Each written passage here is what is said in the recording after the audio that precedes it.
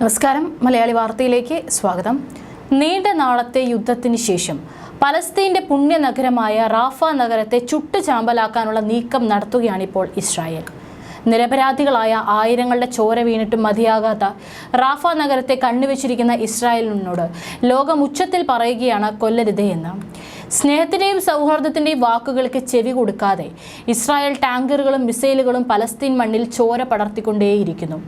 മാസങ്ങളേറെയായി ഗാസയിൽ ആക്രമണം നടത്തുന്ന ഇസ്രായേൽ റാഫ നഗരത്തെയും വെറുതെ വിടാൻ ഉദ്ദേശിക്കുന്നില്ല. ഇപ്പോൾ ഇസ്രായേൽ ഹമാസ് യുദ്ധം കൈകാര്യം ചെയ്തത് തെറ്റാണെന്നും ഹമാസുമായി 6 മുതൽ 8 ആഴ്ചയ്ക്കുള്ളിൽ വെടിനിർത്തൽ സ്വീകരിക്കാൻ തയ്യാറാകണമെന്നും പ്രസിഡന്റ് ജോ ബൈഡൻ ആവശ്യപ്പെട്ടു. യൂണിവിഷനുമായുള്ള അഭിമുഖത്തിലാണ് പ്രസിഡന്റ് അദ്ദേഹത്തിന്റെ എതിരാളിയായ ഇസ്രായേൽ പ്രധാനമന്ത്രി ബെഞ്ചമിൻ നെതന്യാഹു തമ്മിലുള്ള ബന്ധം വഷളാകുന്നതിന്റെ സൂചന നൽകിയത്.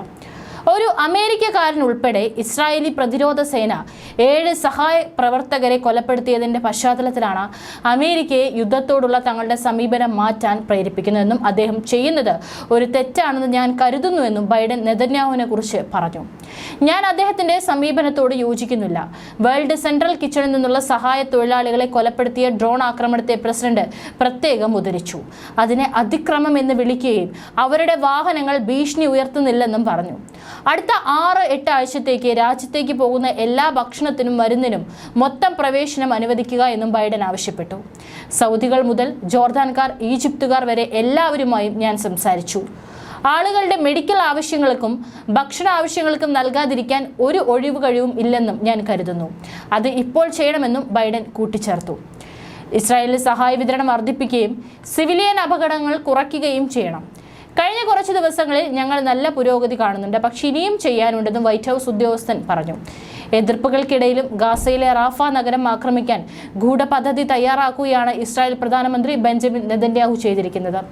ഇസ്രായേൽ പ്രതിരോധ സേനയെ റാഫയിൽ ആക്രമണം നടത്താൻ നിർബന്ധിക്കുകയാണ് നെതന്യാഹു.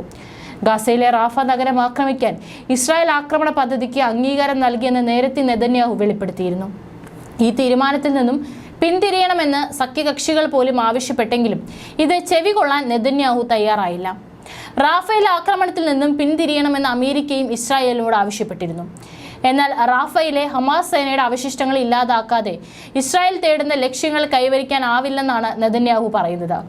കുടിയൊഴിപ്പിക്കപ്പെട്ട 15 ലക്ഷത്തോളം പലസ്തീനികൾ കഴിയുന്ന പ്രദേശമാണ് റാഫ. ഇവിടെ കരയാക്രമണം നടത്തുമെന്നാണ് നെതന്യാഹു വ്യക്തമാക്കുന്നത്. റാഫേൽ ആക്രമണം നടത്താൻ തീയതി കുറിച്ചുവെച്ചതായും നെതന്യാഹു നേരത്തെ പറഞ്ഞിരുന്നു.